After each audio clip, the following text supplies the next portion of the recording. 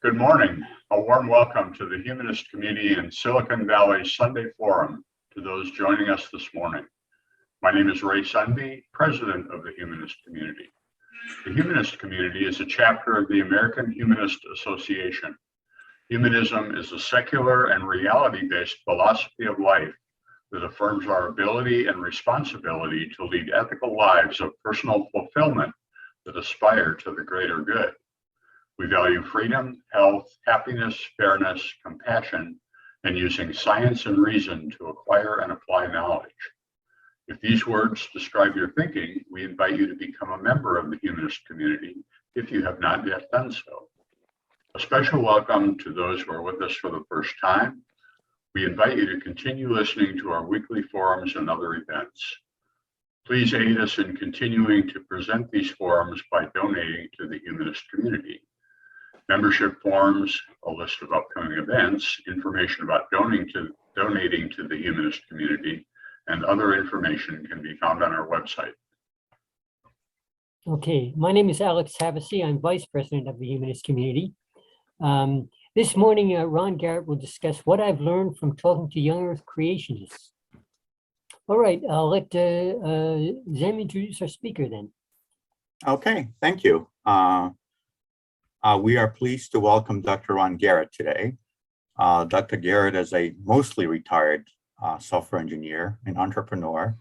He has worked at places such as NASA, Google, and currently leads a Bible study for believers and unbelievers alike.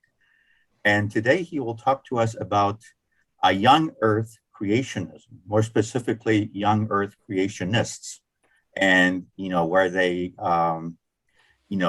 how to sort of approach discussing issues with them, because the easy way to go, I guess, is to dismiss them as being knuckleheads or just people who ignore evidence. But as Dr. Garret will argue, this is a counterproductive approach, because in fact, refuting Young-Earth creationism is tricky.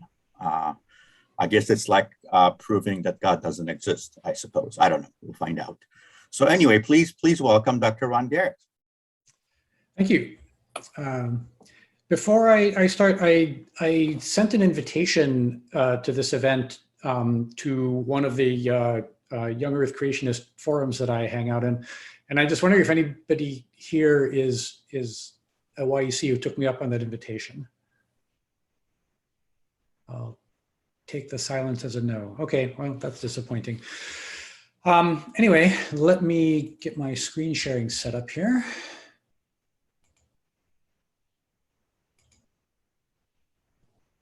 Okay, can everybody see the slides? Yeah. Okay. I think, yeah. So I want to start by explaining what a Young-Earth creationist is, because apparently not everyone in the secular community actually is familiar with this phenomenon. So to start with, a creationist is someone who believes in creationism, which is to say the creation of the universe and or life on Earth that involved something other than simple naturalistic processes described by the laws of physics. And usually this is a deity, but not always. It could be intelligent aliens. There is a very broad range of beliefs here. There are a lot of variations on the creationist theme, including intelligent design, where the exact nature of the creator is kind of vague and unspecified, except insofar as it is some sort of intelligent being. Then there's old Earth creationism, which kind of sort of hews towards the scientific consensus, but with the extra proviso that God is working behind the scenes somehow to make everything work out. And then there is Young-Earth creationism, which is grounded in biblical literalism. In other words, the belief that the Bible is the inerrant word of God and that every word in it is literally true. So on this view, the Garden of Eden and Noah's Ark and the flood and so on all happened exactly as they are described in the book of Genesis. And if you accept this, and of course I'm not saying that you should, but if you do, then it follows logically that the Earth is only about 6,000 years old and that dinosaurs and humans coexisted and whatnot. And this is because you can trace the genealogy of Jesus. And we know that he lived about 2,000 years ago. And so you do some elementary arithmetic, which was first done by this fellow, Archbishop James Ussher, in the mid-1600s. And out pops a number that is about 6,000 years or so. Now, if you are a secular person, this probably sounds absurd to you. And I want to assure you that I am totally on board with that. I want to really emphasize this. I am not a creationist of any stripe. In fact, I even gave a pair of talks about this right here on HCSV, which you can go look up. One about how we know that the Earth is 4 billion years old and the universe is about 13 billion years old. And another about how we know that all life on Earth is descended from a single universal common ancestor, and that the variety and complexity of life on Earth can be fully accounted for by natural processes, of which Darwinian evolution is the major player. I wanted to be clear about that because in this talk, it might sound at times that I am trying to defend creationism. And I want to be absolutely clear that that is not what I'm doing. What I want to do here is to defend creationists, not creationism, and even that only to a limited extent. Creationism is false, and it is dangerous, and it needs to be opposed, but it cannot be opposed effectively unless it is understood. And there are a lot of myths and misunderstandings about creationism and creationists floating around in the secular community. The most pernicious of these myths is that the only possible reason that anyone could believe in these absurd ideas is that they're an idiot.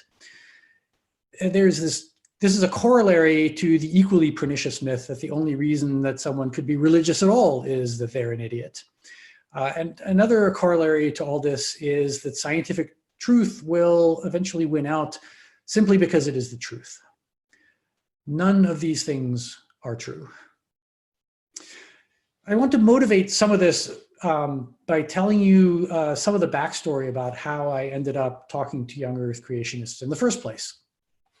I was raised in the South, and so most of my peers were Southern Baptists, and like a lot of secular people who excel at technical subjects in school, I just kind of assumed that they believed in God and whatnot because they were dumber than I was. Except that this theory had a problem. It was at odds with the data. There were a fair number of my Southern Baptist peers who were holding their own right alongside me in advanced math and science classes. And so I realized that if I really was going to be a good scientist, I would need a better theory because the all religious people are dumb hypothesis was falsified by the existence of people who were both religious and smart. So I set out to find a better theory. Over the course of 40 years or so, it's taken that long, I've spent a lot of time talking to religious people to try to understand how they sustain their beliefs in the face of what has always seemed to me to be overwhelming evidence to the contrary. I've learned a lot in the process, to the point where I think I can confidently say that I understand Christianity at least better than a lot of people who self-identify as Christian. But I wanted to focus on Young-Earth creationism specifically because it is so violently at odds with the evidence. As Richard Dawkins once famously pointed out, placing the age of the universe at 6,000 years is an error of 6 orders of magnitude. It is akin to saying that the distance from LA to New York is 2 meters. It would seem to take a special kind of crazy to sustain a belief like that. And it's that special kind of crazy that I think that I have come to at least partially understand. And my goal today is to hopefully get you to at least partially understand it as well. I want to motivate all this by looking first at an even more extreme kind of fringe belief, the idea that the Earth is flat. I haven't actually spent a lot of time talking to flat earthers, so I don't understand them nearly as well as I do the YECs, except that at least some flat earthers are kindred spirits to the YECs in that they base their beliefs in biblical inerrancy. In fact, it can be pretty amusing sometimes watching the YECs berate the flat earthers for being unscientific. I presume that no one here is a flat earther. I'm certainly not. But I want to show you an argument that the case for the Earth being round might not be quite the slam dunk that you probably think it is. So here is one of the earliest arguments that the Earth is round. It goes back to ancient Greece. about 200 BC, when a fellow named Eratosthenes observed that when the sun is directly overhead at one location, in this case it was the town of Syene in Egypt, it still casts a shadow at another location in Alexandria. And no less a luminary than Carl Sagan wrote of all this in 1990. How could it be that at the same instant there was no shadow at Syene and a substantial shadow in Alexandria? The only possible answer Eratosthenes saw was that the surface of the earth is curved. Here's a map of Egypt to give you some idea of the geography that we're talking about.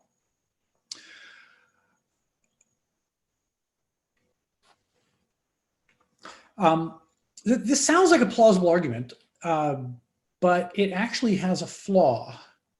Does anyone here see what it is?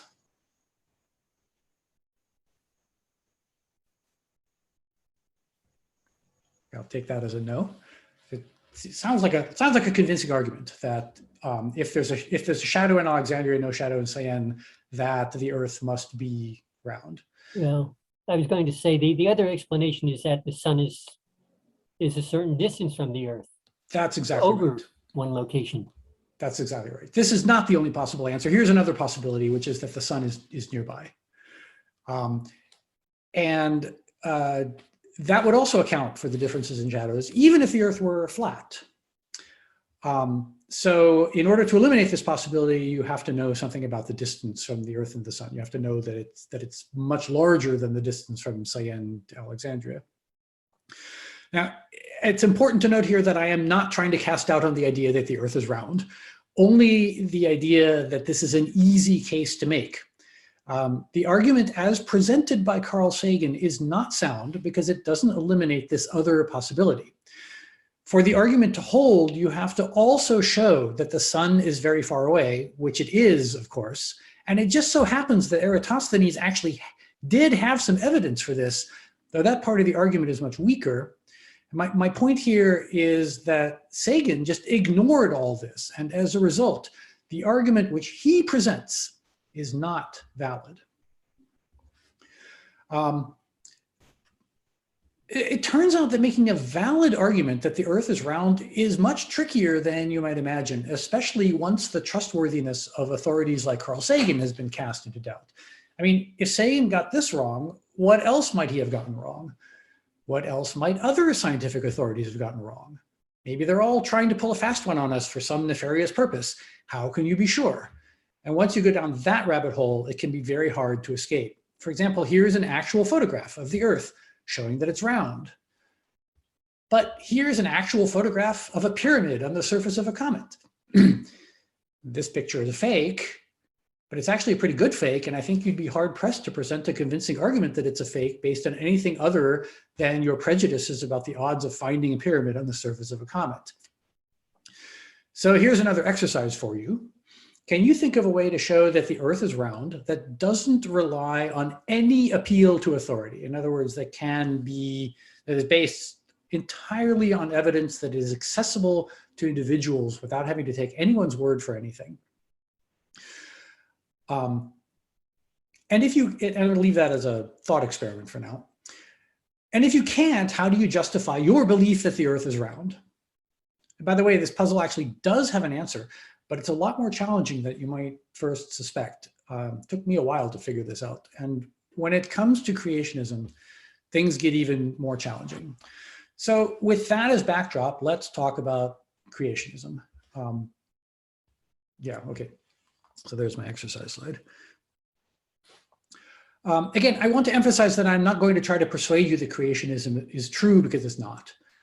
What I want to do is to try to get you to understand the perspective of someone who thinks it's true.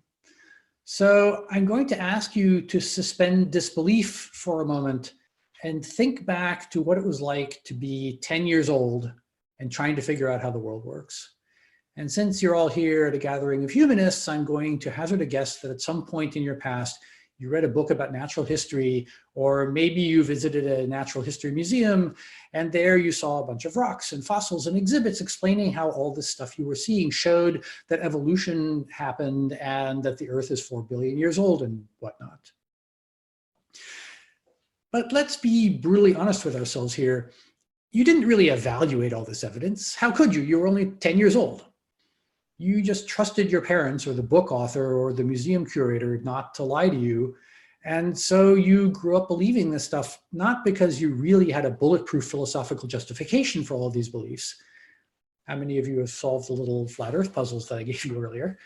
No, you believed it because you trusted the grown-ups around you not to lie to you.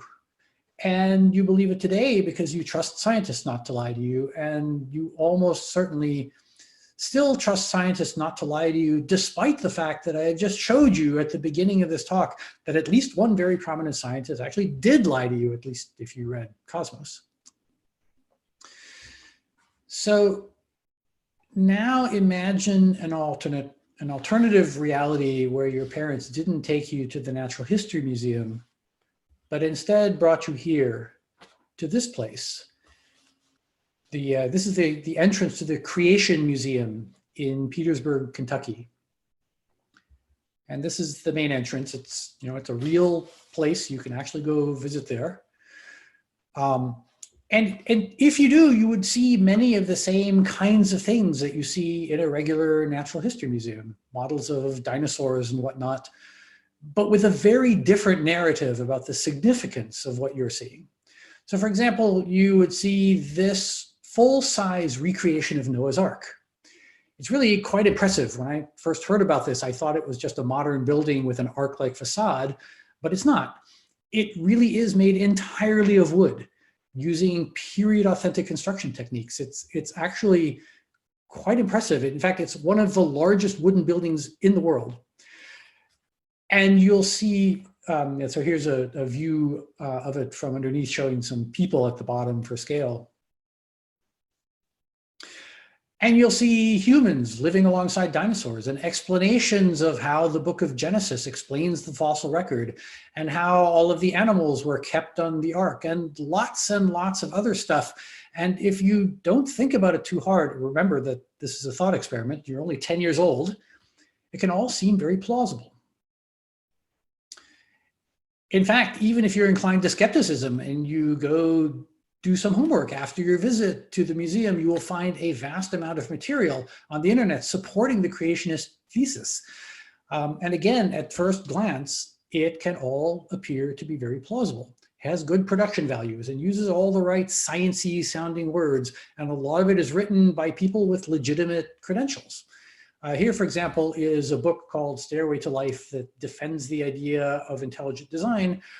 And it's written by a professor of biology at the University of Missouri and a fellow named Rob Stadler, who has a PhD from Harvard. And then there's this book, which is a current favorite in the creationist community, written by a fellow named John Sanford, who is a legit professor of, well, horticulture, but still a legit professor at Cornell. He's been invited to speak at the National Institutes of Health. Not someone who is easy to dismiss as a crackpot. Although he actually is a crackpot, but again, that's not immediately obvious until you do a pretty deep dive into the technical weeds. There's actually a whole creationist industrial complex out there training people on how to promote these ideas. And they're not just turning out evangelists, but also a lot of research and literature and finely honed rhetoric to back them up. It's hard to say exactly how many creationists there are because there's a lot of diversity and nuance. At one extreme, you have people who are absolutely convinced, or at least profess to be absolutely convinced, of the literal truth of the Bible and Noah's Ark and whatnot. And at the other extreme, you have people who profess to believe in science, but think that there's enough room for doubt and enough merit in the creationist point of view that it is worthy of serious consideration and that you should teach the controversy in schools. And if you take all these people and group them together, you actually end up with an overwhelming majority of the citizenry of the United States. According to Gallup polls, less than a quarter of people in the US profess to believe entirely and unreservedly in the mainstream scientific account of the origin of life and the universe. Now, you may be tempted to look at this chart and say, okay, those numbers aren't great, but they are improving slowly. We've gone from 9% of people professing to believe that humans, the origin of humans can be entirely explained scientifically, up to 22%, so more than double in 40 years. The problem is where those gains have been coming from. You will notice that these numbers don't add up to 100%, and that's because there's a line missing from the chart for the agnostics, the people who responded that they just don't know. That number was 9% in 1983 and only 5% in 2019. So we peeled off 4 to 5% from the hardcore creationists and a similar number of softcore creationists, the ones who say that humans evolved, but God was guiding the process.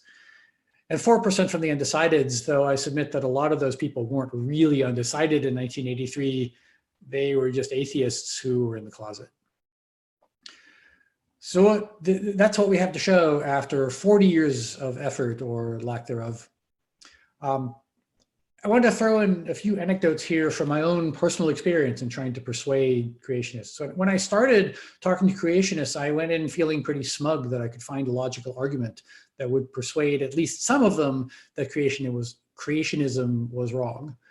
I even took a whack at doing the round earth exercise for the old earth, that is coming up with a way to show that the earth is old that didn't require appeal to any authority. And I published that argument as a YouTube video in case anybody's interested, you can go look at it.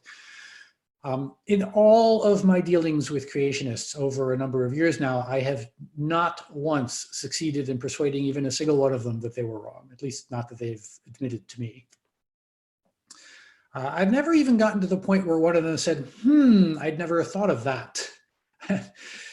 This is one of the things that really surprised me, that these people are not ignorant.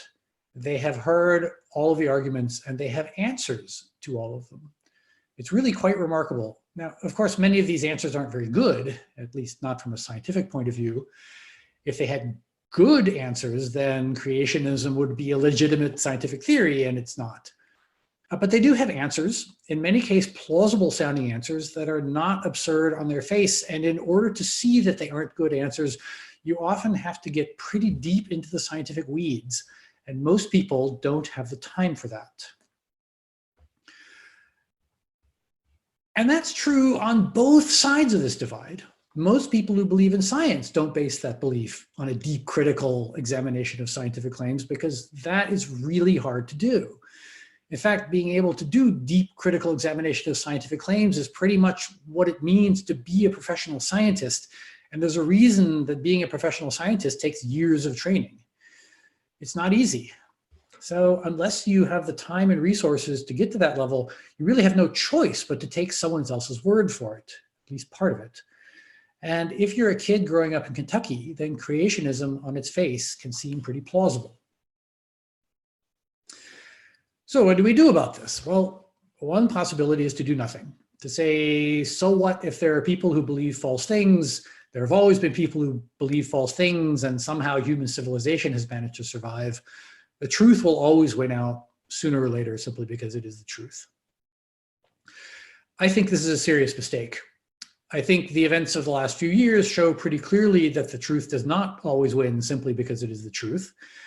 And modern technology makes it particularly easy to create very widespread beliefs in false propositions.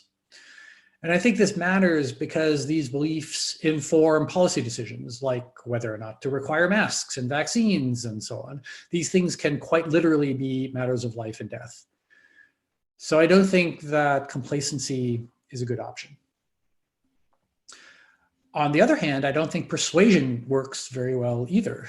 This is not to say that it can't work, but if it's going to work, then it's going to require a different approach than just saying we have the fossils, checkmate creationists. What is virtually certain not to work, because it hasn't worked yet, and I see no reason to believe that it will suddenly start working, is to simply point to the scientific arguments and proclaim that science has decreed that we are right and they are wrong. Something that might work is to point to the technological advances that have been driven by the scientific consensus and to compare them to what creationism has produced in terms of practical applications, which is nothing. all the practical applications of biology, vaccines, antibiotics, and so on have been produced by people who professed to believe in the consensus view. The same goes for geology, mining, the fossil fuel industry. There's not a single example of someone following the creationist hypothesis and using it to produce a practical result that was better than what the mainstream approach has been able to accomplish. You would think that if the creationists had a better line on the truth, that they'd be able to leverage that to be able to do something useful, especially since they supposedly have God on their side. But there's not even one example of such a thing that any creationist has ever been able to point out to me. Now, there's something to notice about this second argument, and that is that it is not logically rock solid. There's no inherent reason why the truth should lead to practical applications. There is a lot of math and basic physics that has never been put to any practical use. But this argument is nonetheless effective because of its visceral appeal. It does seem like having a better understanding of where we came from should have some practical applications. And the fact that creationism doesn't, or at least hasn't so far, is a pretty significant chink in their armor. In no small measure because it's an argument that's easy to understand without putting a whole lot of effort into it. But there's another approach that I want to suggest, and that is to apply the scientific method to this very problem. And the first step is to ask why people believe in creationism, and it's not just because they've been indoctrinated into it. There are a lot of creationists who came to it later in life. A lot of secular people assume that people believe this stuff because they've been indoctrinated or because they're stupid or ignorant, and so that leads them to believe that the solution to this problem is some form of education. And that might be part of the solution, but it is manifestly not enough, as the data for the last 40 years shows pretty unambiguously. So the title of this talk was What I Learned from Talking to Young-Earth Creationism. So let me just cut to the chase and tell you the two most important lessons that I've taken from my experience. The first is that creationists are mostly not stupid. Certainly the intellectual leaders of the movement are not stupid. Some of them are ignorant, some of them are willfully ignorant, and there's a lot of misinformation floating around concerning things like what the word information means and things like that. But that again is getting way too deep into the technical weeds for most people. Far more important, I think, is the realization, and it took me a long time for me to figure this out, that despite the fact that creationism presents itself as a scientific theory, it actually isn't. And the creationists will actually admit this when you press them on it. Creationism is a theological position rooted in teleology. And this is not just speculation. When I first came to this realization, I tested it in the obvious way, which was to ask my creationist acquaintances if they agreed with it, and nearly all of them did. So this is not me saying this is them saying it. So it's probably worth paying some attention. Now, teleology is a concept that's not familiar to many secular people, so I want to take a moment to talk about that. Oh, I guess I don't have a slide about that. Teleology is the study of purpose and meaning, in the same sense that epistemology is the study of knowledge and ontology is the study of existence. I don't want to get too highfalutin here or to turn this into a class in Philosophy 101 because there's a reason that takes an entire semester. So instead, I'll try to illustrate this with another thought experiment. Once again, I want to ask you to cast yourself back to when you were 10 or so and first starting to wonder about how the world works. There are at least two very different places that such an inquiry can start. The first is to look around you at all of the disparate phenomena and wonderful complexity that you see and ask, how does it work? That's the question that ultimately leads to science. But there's another possibility, and that is to start by asking, what's the point? What's the meaning of all this?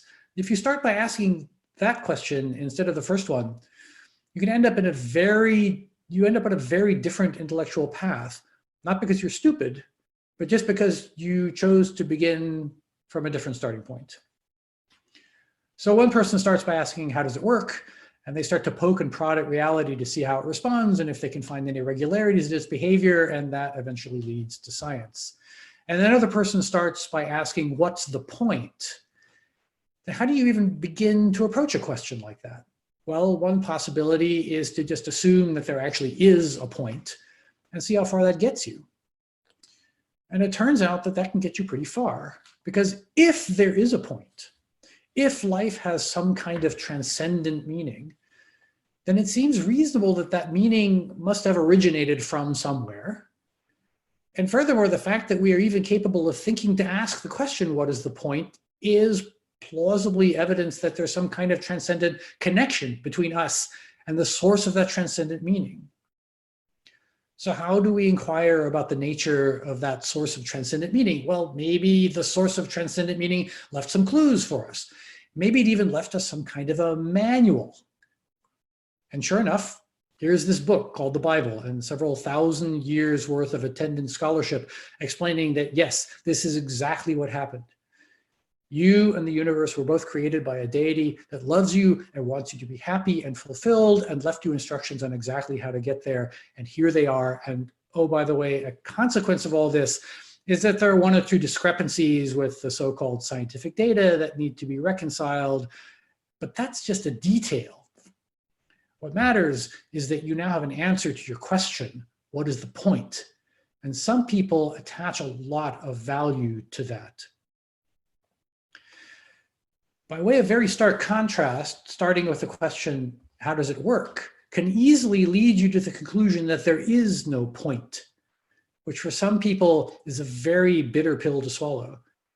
I submit that the reason creationists reject mainstream science is not because they are stupid, but because they do not know how to avoid sliding down the slippery slope from mainstream science into the pit of existential despair. To be perfectly honest, I sometimes struggle with that myself. So my constructive suggestion on how to make progress here is to devote more effort trying to come up with a better answer to the question of what's the point that doesn't involve rejecting science, that does let you avoid existential despair and moral relativism and all of the other evils that scare the hell out of people who have found comfort in the embrace of a loving personal God. To cast this in the language of commerce, in the marketplace of ideas, secularism fails to win the market, not because our ideas aren't true, but because there is a point to ideas, there is value in ideas beyond simply reflecting objective truth. And our product offering has a huge hole in it that we need to fill. It won't be easy, but I think it will be worth the effort. Now I want to add a little postscript here that has nothing to do with the talk, but it is related to the series of talks that I gave here in the past on the history of science and how we know what we know. I recently discovered this YouTube channel that tackles the same subject, but does it in much more depth and detail than I did. It's really worthwhile. It's called Kathy Loves Physics and History. I want to warn you that I found her presentation style and the theme song that she chose to be just a little annoying, but it is well worth getting past that and into the substance of her videos because they are some of the best science education materials that I've ever found. So give her a look. If you agree with me, give her some love on her Patreon page. And with that, I am done.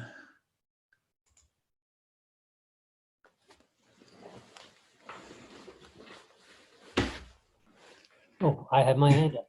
I didn't realize that. But I do have a comment. It is, and in a sense, we do kind of use teleology when we look at an animal and we say, what does this feature do? Why does it, why does it have some trait that other animals don't have? And usually we find a useful answer for that. Yes, but the scientific counter of that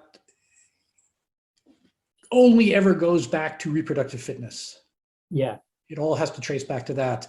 And grounding everything in reproductive fitness is spiritually very unsatisfying for many people. I can see that. I want to say there are a few arguments about the Earth being round. And I suppose the most obvious is you can call a friend in England or in India or Australia and ask them what time is it, where's the sun in the sky? And it doesn't give you a good necessarily round, but it kind of argues against the Earth being flat. Yeah, you're on the right track there. The flat earthers actually have an answer to that. And that is that they say that the sun's light comes out in kind of a cone shape, and so it only illuminates part of the surface of the flat Earth at any But it one would still time. be in the same direction, I would think. I mean, obviously, if you start to actually do the math, it doesn't work out. But you know, what I'm looking for here is sort of a qualitative argument that would be effective on a conspiracy theorist. Right. And conspiracy theorists are hard to argue with. They are very hard to argue with. And right, so this is somebody who doesn't believe, who thinks that any picture you show them could be photoshopped. Anything that a scientist says is suspect because scientists lie regularly. Right, somebody like that. Is there an argument that you can present to them? And then time zones play a significant role in at least the answer I came up with. But time zones by themselves are not enough because flat earthers actually do have an answer for that.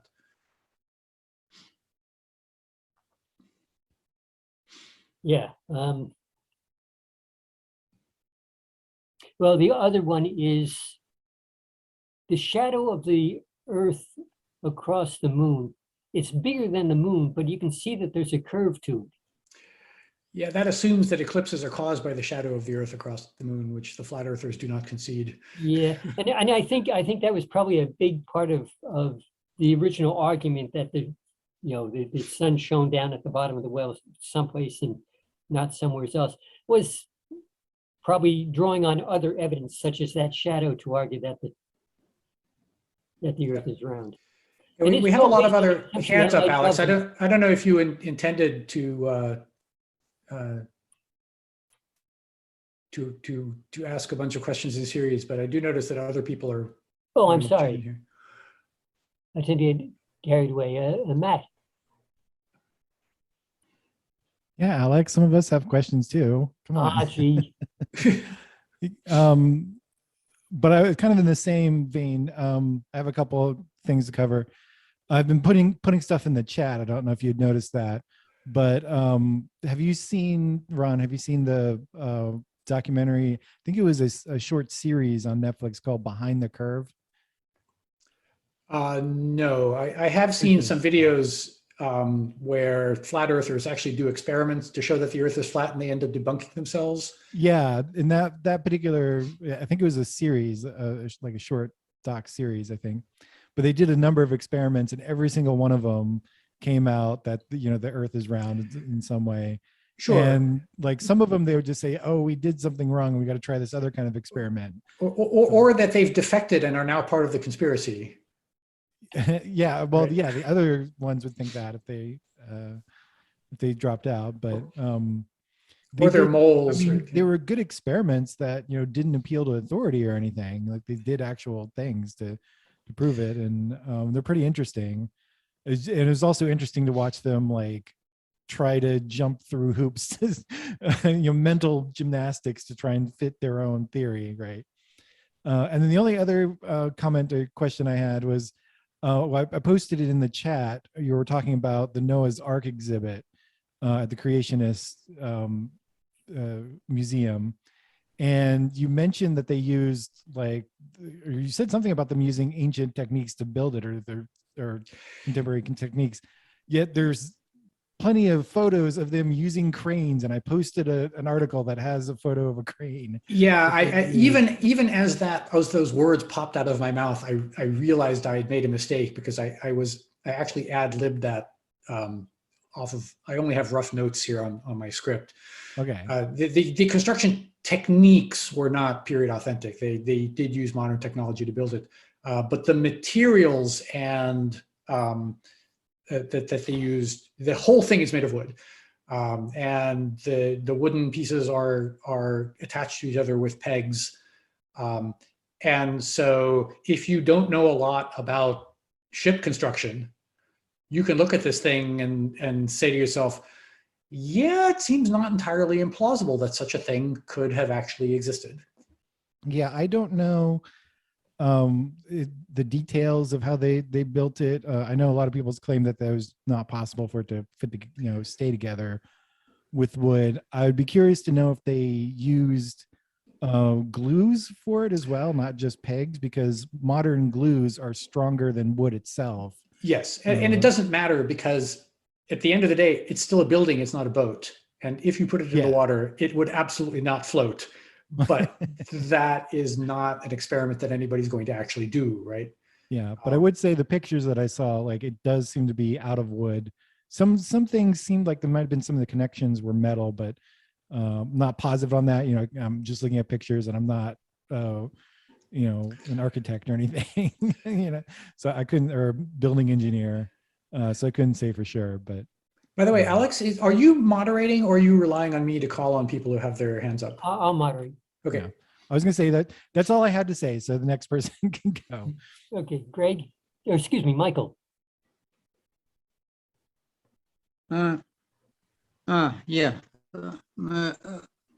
Ron, so I agreed with your general position and your explanation why creationists are so sort of rejecting science, not because of science, but because they have this existential fear that accepting science will remove this sense of purpose and the meaning. And that's scary. And I understand this argument.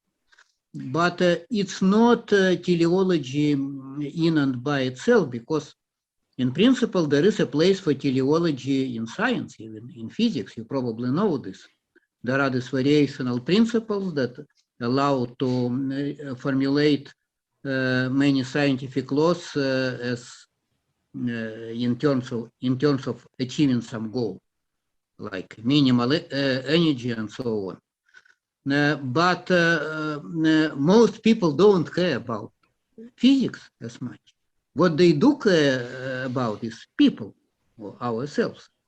And the connection between the purpose, even if it exists in physics, and the purpose that makes sense for us, for humans, this is far from obvious. And science is not there yet, so we cannot still explain a lot of what we feel, what we experience in terms of like strictly scientific evidence, all down to fundamental particles and so on.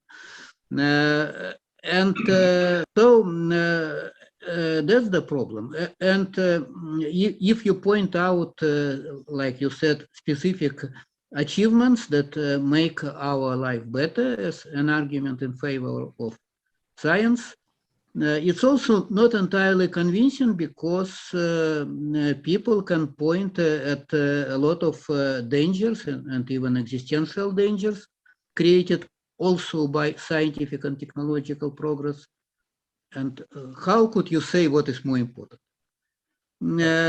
So I guess my question to you that if really we understand the problem is in reconciling this meaning and purpose, which is clearly important for people, at least for most people with science, can you point at a more specific approach or projects or ways how to achieve this? I can actually. That's another talk.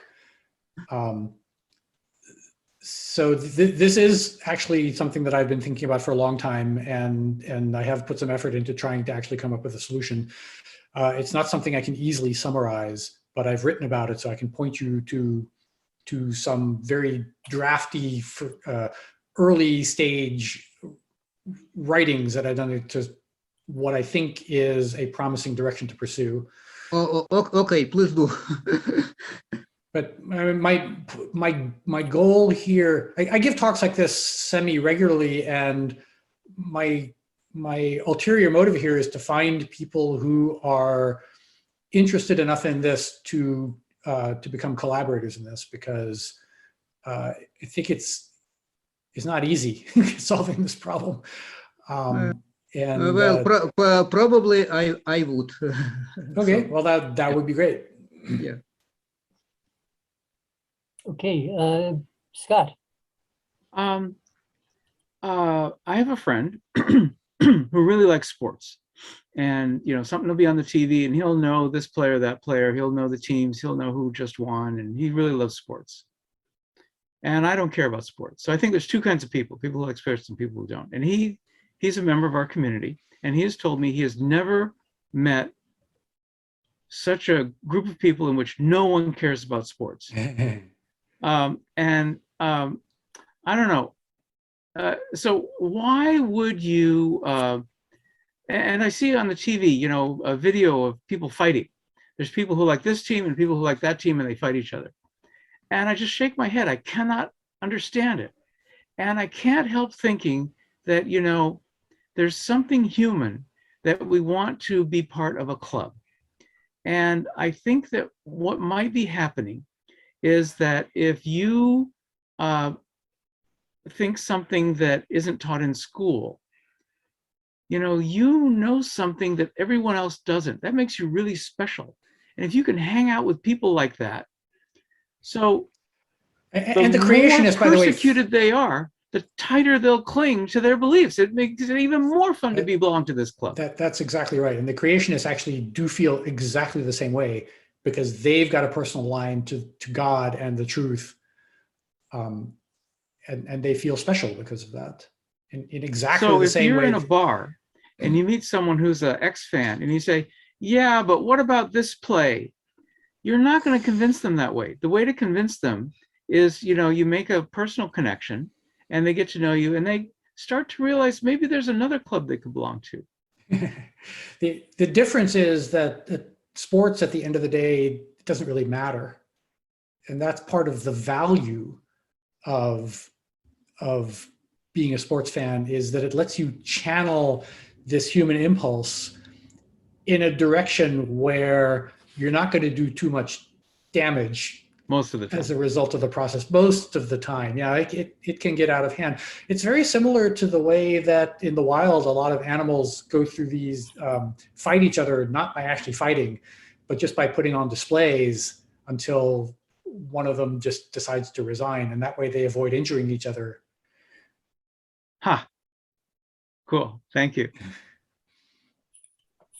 Okay, Ray. A question on flat Earth, and how do they respond to how big is this flat Earth, and do you know anybody that's ever been to one of the edges, and what do you see there? Yeah, so I don't know. Like I said, I've not spent as much time with flat earthers as I have with YUCs. The flat earthers are not very welcoming to outsiders. They're very defensive. As soon as you show any indication that you are not already on board with the idea, they reject you and ostracize you. And this is partly because their case is much weaker. The creationists are a little bit less like that, in part because they've had more time to hone their arguments. Their arguments are stronger, and so they're a little bit less defensive. And that makes them a little bit more approachable, especially if you're polite and express a spirit of genuine intellectual inquiry. And, by doing that, I've actually kind of sort of become a member of their community and have been actually welcomed in certain parts of it. So one of the arguments I've heard why there has to be a creator is that life is just too complicated and there's no way it could have gotten to this point totally by chance. Yep. And my counter argument to that is, well, if that's the case, how did the creator come to be? And you surely then you've heard the answer. You know that there's an answer to that, right? I don't know that I have heard the answer to that. Oh, well, the answer is that the creator is timeless, and the creator always was. The creator was uncreated. or self-created, depending on which theological branch you're talking to. Yeah, and that makes no sense to me. Okay, but that doesn't matter. It makes sense to them.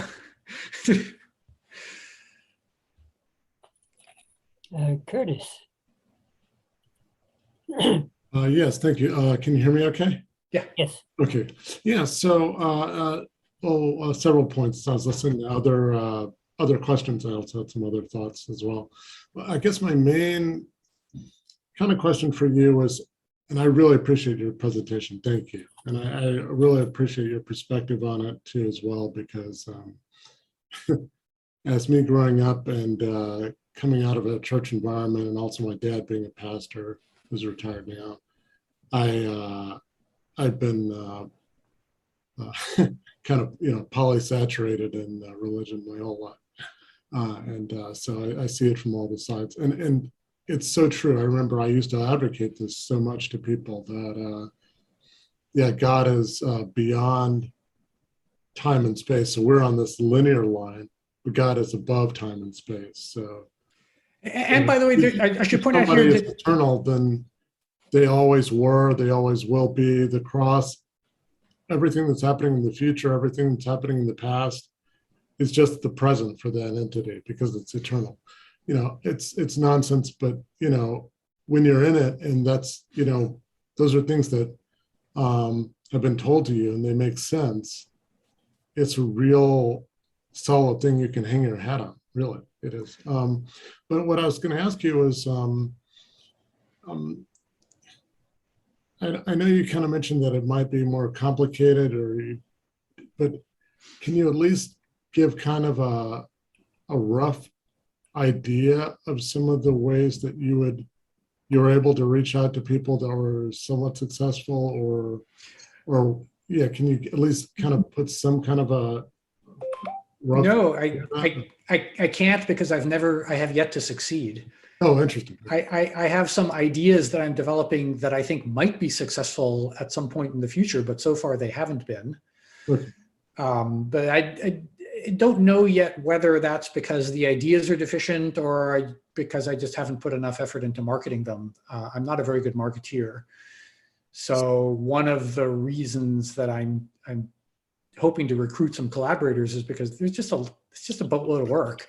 And there are some things that need to be done in order to promote ideas like this that I'm just not very good at. So, but no, so far I've had zero success.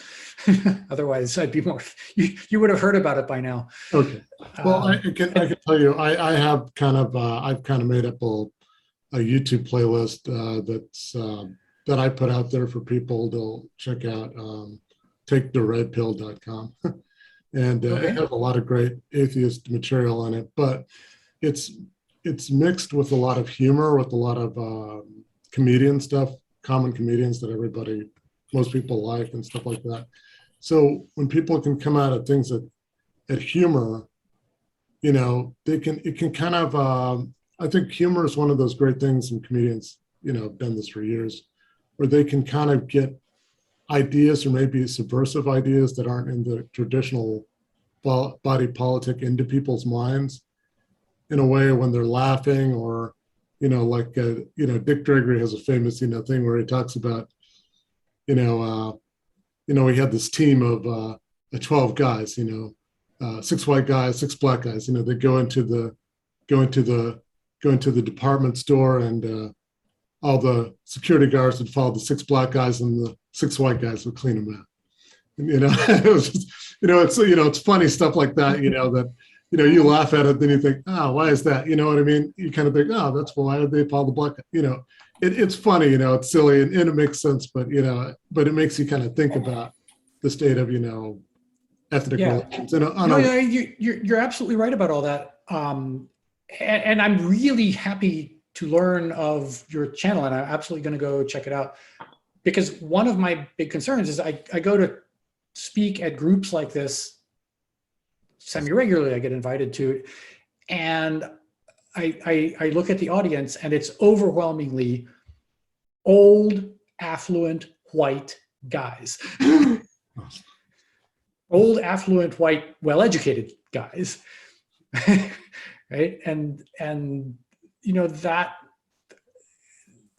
my demographic, but that's not, there's a lot more of the world out there that people like us are probably not the best people to go reach out to the rest of the world beyond that demographic. There's also the Atheist Student Alliance. You might also kind of reach out to them too, because they have a lot of branches in a lot of colleges and high schools. And I'm getting something together actually for them as well as part of this, but they're also really great, you know, because they have presence. Oh, yeah, no, I know that there are groups like that out there. It's just all of the places I've ever been invited to speak have been okay, no problem. this demographic.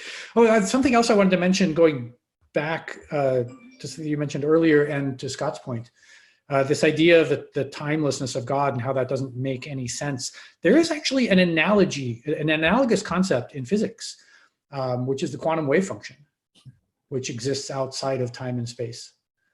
And I actually often bring this up when I'm discussing theology with Christians. Can I ask one more quick question? I'm Sure. gonna get off it real quick, but this is one thing, the argument, and I don't know if you've ever given this argument to people. This is one argument that I can tell you for me, when I really started to question about 6 years ago, this is one of the three things that was really fucking with my head, like that I had to like get straight. And okay, and it was the ancient cosmology thing, because I had this thing brought up and it was like okay, the Bible is I saw these things that were saying like, okay, the firmament, you know, the dome over the earth and all these things.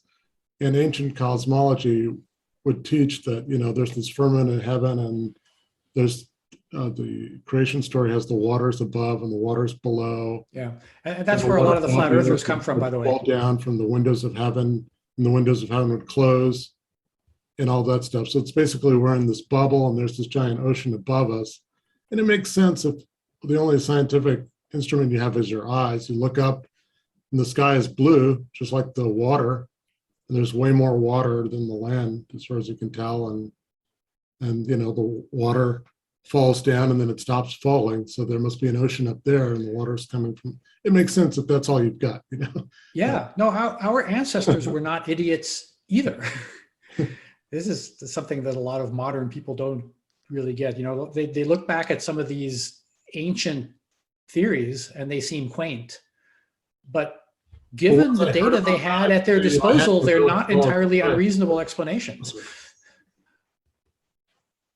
No, I was going to ask you about this. Because once I heard about that, that was one thing that really troubled me. I had to follow that thread. I had to understand, like how is this, like I knew this goes totally counter to science. I knew there's not we were living a round planet. Obviously there's no windows of heaven. And then when I realized, wow, this is the stuff that's really in the Christian Bible, it was really like, I know this stuff cannot be true. So how do I deal with this? You know? Well, it's counter to science given the data that we have now that we can gather with modern technology. But if you don't have a telescope, that case becomes a lot harder to make, and the dome with the water over it becomes much more plausible and much harder to falsify based on the data that you can plausibly gather without that technology. And by the way, this is where a lot of the flat earthers come from. The flat earth is just a logical extension of young-earth creationism, where they take more of the Bible seriously than even the young-earth creationists do. So let me, Randy. Okay, thank you. My question is, can you give some concrete examples of evidence that the young earthers use that are not Bible related? And secondly, what do they use as arguments against the contradictions that science shows? So the best way for me to answer that question is just to point you to their literature. And I would start with a website called Answers in Genesis. I forget whether it's .org or .com, but just search for Answers in Genesis and you'll find it. That is the website that's run by the same organization that that runs the Creation Museum. And there's a ton of material there, and just read through it and you'll get an idea. I could give you some specific answer. I've studied this enough that I can actually channel a young Earth creationist now and hold up that end of the argument, but I just prefer not to. And there's not really any point in it. You can just go read it for yourself, and then you can focus on specifically what you're interested in. But it all boils down to obfuscation and arguments from ignorance. So a big thing is they will say, look at how wonderfully complex life is. I can't think of any possible way that something so complex could have come about as a result of simple physical laws. Therefore, it is impossible for it to have come about as a result of simple physical laws. Okay. So that's obviously a logically invalid argument, but if you don't think about it too deeply, it can get you through the day.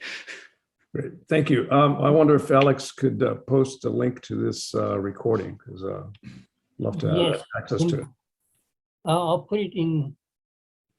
I was going to say I'll put it in in our website, but our website seems to be down right now. But I'll send a link out when it's up. I'll send it out with my next announcement. Thank you. Okay, Scott. I see a couple questions in the chat that Judy Flattery has posted, and I'd like to hear the answers to them. Please talk about your Bible study group. What is the purpose of the group? And the second question is, why haven't cats knocked everything off the edge? So the Bible study was a group that I co-founded about 3 years ago, so shortly before the pandemic hit. And it started because I saw a notice on Nextdoor from a pastor at a local church saying, we are here at the Woodside Village Church and we're open and welcome to everybody, including non-believers. And I was just struck by the fact that a church would specifically reach out to non-believers. And so I contacted this pastor and asked to meet her. And so we had lunch and had a really interesting conversation. And in the course of this conversation found that we had a lot of common ground despite being violently at odds in our worldviews. And I just thought that was kind of interesting. And I thought it would be interesting and worthwhile to continue to have discussions like that and to extend them out to a broader audience. And so I just threw out this idea of starting a Bible study for specifically targeted to non-believers. And she agreed. And so we put up a meetup group and started meeting, and it turned out to be very interesting. And now it's still going. And, with the pandemic, we went to Zoom. And so we now have people joining us from all over the country, and occasionally from other countries, although time zones are a challenge. Okay, Matt. Oh, sorry. So my original hope for the group or idea for the group was that it would attract more non-believers and it would be more of an intellectual, scholarly discussion of the Bible. It hasn't turned out that way. It has turned out to attract more religious people than non-religious people. And so the discussions end up being more theological than scholarly. But it's still, kind of interesting and apparently worthwhile enough that we have regulars who show up week after week, and everybody's welcome to come and participate. And because I run the group and I'm an atheist, I'm able to keep the discussions from spinning too wildly out of control. and apparently some people find value in that. Thank you. Matt. All right. I didn't mean to cut you off from answering the cat pushing everything off the edge thing, but. I think the cats actually are pushing everything off the edge, and that's the reason why my socks occasionally go missing. Could be a good explanation. I can't think of any other possible explanation. Yeah. So that First must of be all, it. I feel like my last question, I had a lot of probing questions. I didn't want to give you the impression that I did not enjoy your talk, because I did. I always enjoy your talks, and I'm Thank you. glad you came back and gave another one. But I did have an actual question. Have you heard of the street epistemology movement? Do you know what that is? And I think it's, yeah, okay. It's kind of in your same, seems like it's similar to the goals that you have, even though. The goals are similar. The approach is very different. Yes. And that is revealed in the title of the thing, that it's about epistemology, which is the study of knowledge. And my message here is, I mean, knowledge is obviously important, but my message here is that knowledge is not the whole game. And if you focus exclusively on knowledge and objective truth, you will miss something that's very important. And if you ignore it, you will lose. Yeah. Even though like it's supposed to be like, you know, trying to figure out why we know what we know kind of thing. Many people are using it specifically to convince people like Young-Earth Creationists of, you know, scientific truths. And it seems like it tends to fall apart when that happens, when somebody's trying to convince somebody of something else, and they get their defenses up.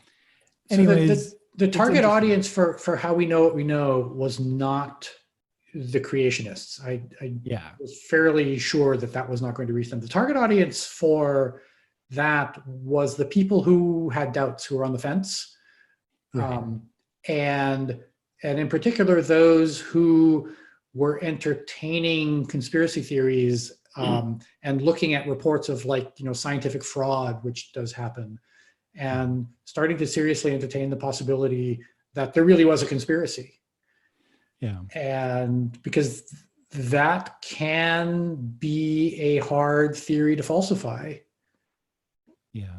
Once you start to take it seriously. Yeah. Yeah, I think what they try to do, and I've heard it from other people who are trying to change people's minds on conspiracies and other things, is basically using like the Socratic method to explore what people are thinking and try and get them to think more about what their beliefs are in general. Seems to have limited effect. Yes. But does seem to work sometimes. So I don't know. Well, the reason it has limited effect is because these worldviews are internally consistent. Yeah. And the reason that these worldviews seem absurd to somebody from the outside is because at root they're based on mutually incompatible assumptions, but they're assumptions, and they are not entirely unreasonable assumptions, or not entirely unreasonable starting points, like the assumption that there's a point to all this, because sometimes it really does seem like there really ought to be a point to all this, right?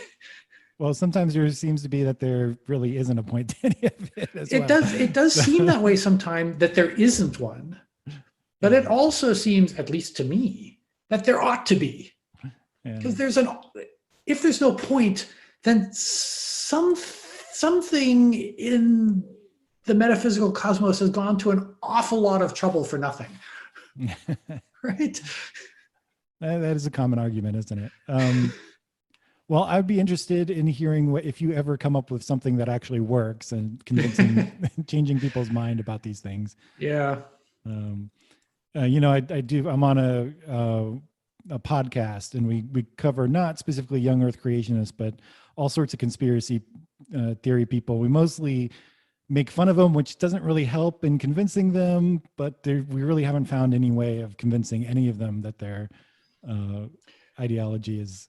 Well, I vaguely remember a discussion of you having me on your podcast at some point, but I don't know, maybe not. Maybe I'm mixing you up with somebody else. Anyway, I'm always happy to come in and kibitz on these things. If okay, yeah, Dana or Jerry.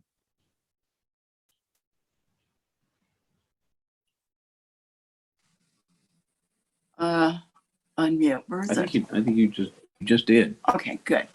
Hi. Hello. Can you hear me? Yep. This is, such delightfully intellectual discussion of why, I guess, why people behave as they do and have strange beliefs that we can't understand. But it made me think of when I was a little kid, and I was raised in a non-religious family, but I was raised as a Lutheran because we were sent to church every Sunday because my father was in business and it was important for us to look normal. So, but basically I was extremely skeptical of a lot of the stuff that I heard. And so, but I remember when my mom told me about the atomic bomb and about the hydrogen bomb. And then I had this thought, you know, and it stuck with me all these years. And that the Bible says, and man will eat of the tree of knowledge and it will bring death. And I thought, you know, the Bible was right. And it's really hard for me to lose that feeling. I thought, holy smoke, all this stuff I've been hearing all the time, thinking it was just meaningless drivel. Maybe they're right. No, our ancestors were not idiots. And I thought, no matter what they do from now on, the scientists' reputation, you might say, is besmirched by this evil act. And that's, you know, something that's sort of lingered in the dark shadows of my psyche when I try to be, you know, modern, scientifically educated person. It's a suspicion. It's a question. You don't even have to go to nukes to cast doubt on the teleological value of science. You know, there was a time not so long ago, within the last 100 years, that eugenics was a perfectly acceptable position to be held in polite society. The coronavirus is very plausibly something that escaped from a lab, you know, a result of potentially misguided scientific inquiry, or at least scientific inquiry that was conducted without adequate safeguards. So yeah, there is good basis for queasiness if you're going to base your life entirely on science.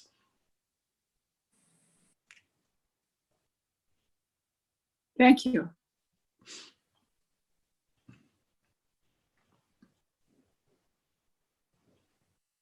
Next, Alex. You're muted, Alex. No, I kind of wanted to hear a little more about your Bible study group, and, you know, how did they react to your, I assume you display some skepticism about it. The best way to find that out is to attend a meeting. Oh, okay. But yes, I mean, I don't disguise the fact that I'm an atheist. And they don't have any problem with you conducting a Bible study class? Apparently not, because they keep coming. Okay. And we still have people with hands raised. Yes, we do. I Great. think Michael Abramson hasn't gone yet. Michael, yeah, I was looking at the order they come up, but okay, Michael. Yeah, 2 points. First, about change in people's minds, including creationists' minds. Yeah, of course, people sometimes change their minds, change their opinions, but it seems to me it's very arrogant to assume that I can change someone else's mind. It's up to them what they think and where they change their minds. I am not God. I am not in a position that I could directly influence what other people think. All that I can do is to talk to them, to listen to them, to try to learn, to understand what they're thinking, and maybe it could be a little drop For them to change what they think and for me to change what I think. But it's not that it's a direct result. Sure, and I don't harbor any illusions that I am going to come up with something that will suddenly be the one true argument that suddenly causes all of the young Earth creationists to slap themselves on the forehead and go, oh my God, you know, I've been so wrong about this for so long.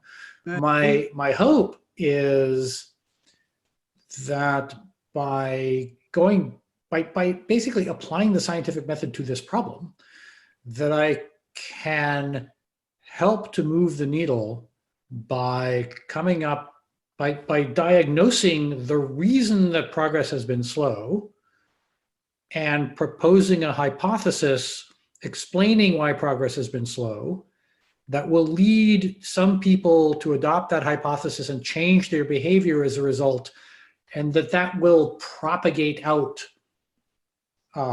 in some sort of sphere of influence in the same way that all improved scientific hypotheses eventually do.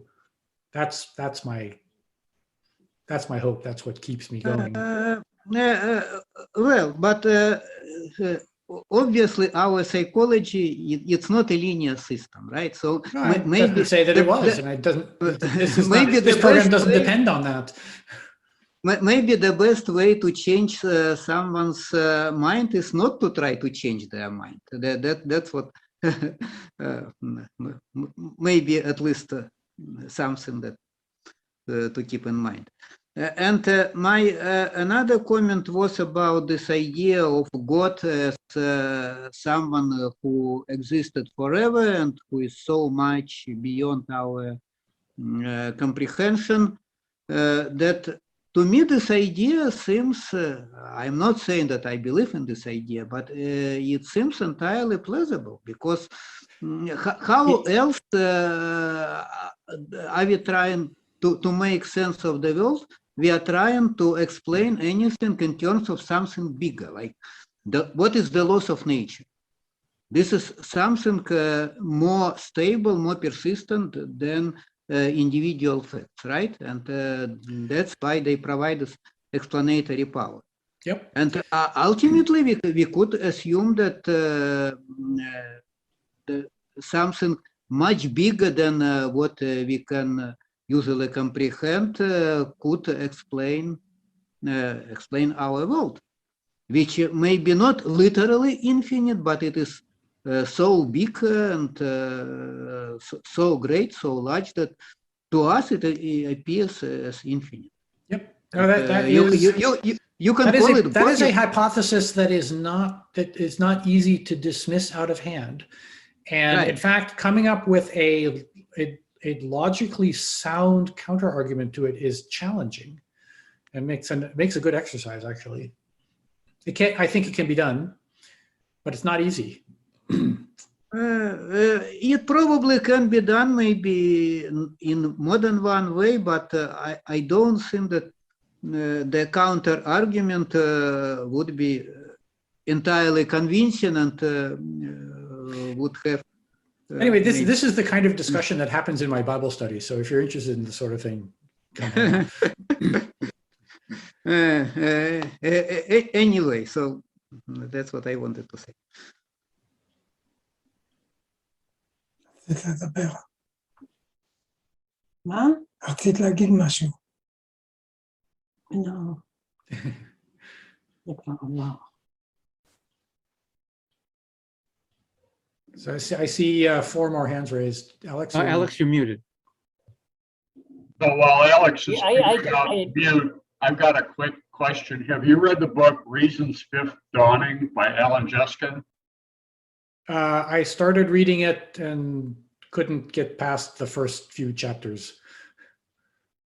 Okay, yeah, I read it and I thought it was pretty good. They, claim it to be a blueprint for eliminating religion. Yeah, I read it a long time ago and predicted that it would not achieve that goal, and so far my prediction has been vindicated.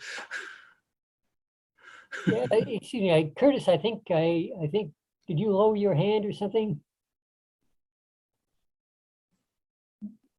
Oh, yeah, I had a follow-up question about the Bible study, actually. Huh? Yeah, so I was curious, you said initially that, and maybe I want to make sure I was hearing you well, that there's a pastor that offered kind of like a Bible study or something for non-believers, and that you attended that. Was I hearing you well? No, what happened was she just put a notice in Nextdoor inviting people to her church, and specifically inviting non-believers to come to the So church. I can tell you that is, you may or may not be aware of this, but that's a very common tactic of proselytizing for pastors. And the pastor in Lodi Church, north of here, where I used to go to, a good friend of mine, in fact, I went to college with him. They use the same thing. They'll have a coffee shop thing where they'll meet with people. We'll just discuss the common topics of the day, nothing really spiritual. And then at the end, hey, could I pray for you? Do you mind if I just pray with you guys? If there's anything in your heart, anything that's going on in your life, do you mind if I do that? And then I'm familiar with that tactic, okay, but I'm familiar with that general tactic. Sure. I have not seen a pastor reach out publicly in that way. I had not seen it before, and I've not seen it since.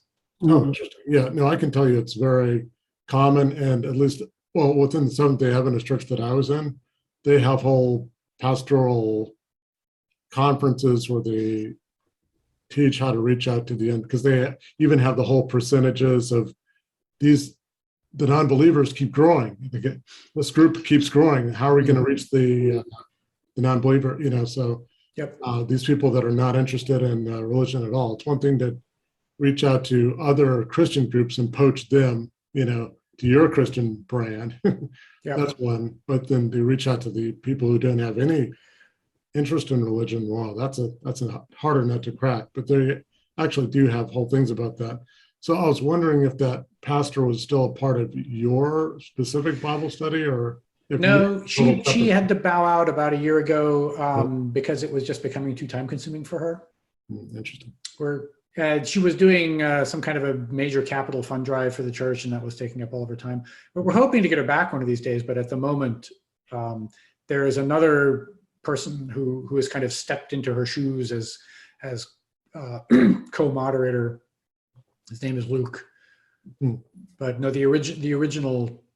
my original co-founder is inactive at the moment. Yeah, the last thing I would say is, and I don't know if this can help you for any data points that you might have. This is just one person, me. But for myself, I was very devout Seventh-day Adventist Christian. In fact, years ago, I even gave up a job that I had for 3 years. So you were a YEC? Seventh-day Adventist. Yeah, but they are Young-Earth Creationists, right? Absolutely, yeah. I believe that they're very biblical literalist, and even with their prophet Ellen White and all that, they're very biblical. 6,000 a year, the whole deal. Oh yeah, and they'll have. How do you assess my assessment of YECs? Was I being fair to them? Oh, sure, absolutely. Okay. Absolutely, yeah. I remember a lot of the arguments. They have a guy in the church called Walter Veith, Dr. Walter Veith, and he has a whole very similar thing about creationism and against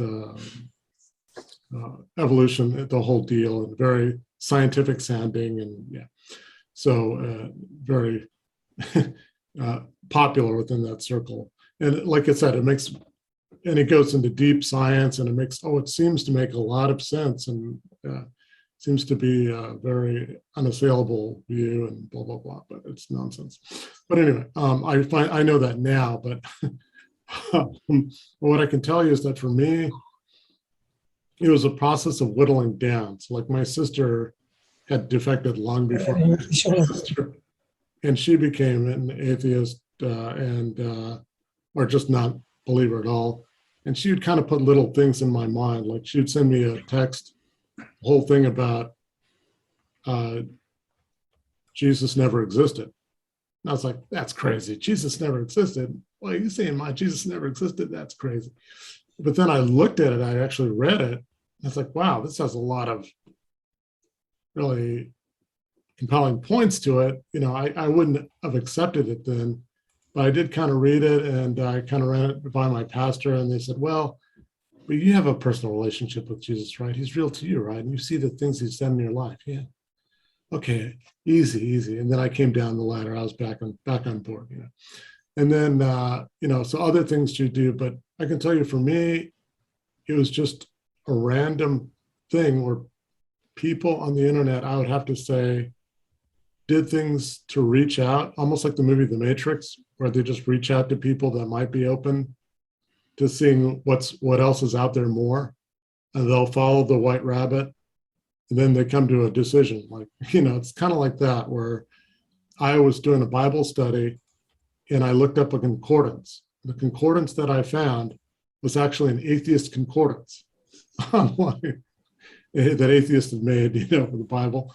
And I was like, what in the world? Atheist concordance? Ooh, the devil busy. Wow, this is crazy. And then there's an ad, Google, the Google gods had this ad, I guess it had been posted nearby, and I never click on ads ever. There's ads on the internet all the time. Who cares? Let me go on to the next person. Oh, Because Zem has had his hand up for quite a while. okay. Thank you, Alex. Great talk. Okay. All right. Thank you for coming here. I have a question about the scientific method, which I suspect most of us on this call adhere to and believe in the systematic discovery of the properties of the universe. But my question is the following. Have you ever come across the argument that science and scientific method is in itself a religion? Yes, of course. My answer to that is it's not, because the scientific method doesn't profess any, it makes no assumptions. It doesn't profess any kind of belief in anything. It's just a method. And the method is to come up with the best explanation that you can that explains all of the observed data. So it's just a process that you go through. And it just turns out that when you do this, interesting and cool things happen. And some of the interesting and cool things that happen is that the explanations that you come up with and improve over time as new data comes in, they tend to converge towards something. And the thing that they converge to is, you can give a name to that. And the name that is often given to it by people who follow this method is the truth. But it's important to distinguish that from some kind of metaphysical truth, which may or may not be the thing that the scientific truth is converging towards. Not even sure how you would begin to address that question, but yeah, science is not a religion because it's not a belief system. It's just a process. Okay, Fran or Jim? Yes, I have a couple of 2 points I'd like to make. First, I think that the creationists have an enormous advantage over you in supporting their beliefs, because they have a deep psychological investment in eternal life. And only through their belief in supernatural powers and the divine are they going to be able to defeat death. And I think psychologically, this must be a very powerful motive for rejecting materialism. My second thing I would like to raise is that have you ever questioned their basis of authority, the Bible? Because what really booted me out of religion was the fact that the most profound and direct prophecies in the Bible, uttered by Jesus Christ himself, that the world would end in very short order, were never fulfilled. People are still waiting for it. And they've resorted to Yeah. Revelations now, which is written by a schizophrenic. So I have been dealing just with religious people now for 40 years or more. I have heard all the arguments. I have heard all the counter arguments. I can hold up either side of the discussion. So yeah, I can, for any argument like that you wish to raise, I can tell you what the stock response to that is. Or I can point you to websites where all of these things are cataloged, and you can walk yourself through the discussion tree. And because of that, I very rarely have those kinds of discussions anymore, because I know where they're going to go. And they never go anywhere. Is the bottom line. Because the Christian apologists have been working on this for 2,000 years, and their arguments have been finely honed over that time, and they keep improving too. Any time that any atheist comes up with something that they don't have an answer for, they come up with something. So how did they excuse Jesus's prophecy? Oh, that various ways. With varying degrees of plausibility, but my telling you what those stock responses are is not going to convince you. Obviously, I'll give you one example, which is one of the more absurd ones, which is the doctrine of the wandering Jew, which is that there was somebody present when Jesus made this prophecy who is still alive today, and he's 2,000 years old. And that this is plausible because, back in biblical times, people lived 900 years. And so it's plausible that through God's intervention, somebody could have that happen to them today. And there are half a dozen other things that, with varying degrees of absurdity, but my reciting those to you, I don't think is going to be very productive. You can go look them up if you really want to know. They're not going to convince you, but it convinces them, right? That's the point. These arguments convince them. I believe that's why my first point is supported. And yes, the promise of eternal life, that's a really big carrot that we so far can't offer. And that puts us at a competitive disadvantage in the marketplace of ideas. And we have to come up with a way around that. There is none. I think you're throwing in the towel too readily there. Just because you can't think of one doesn't mean that one doesn't exist. Matt.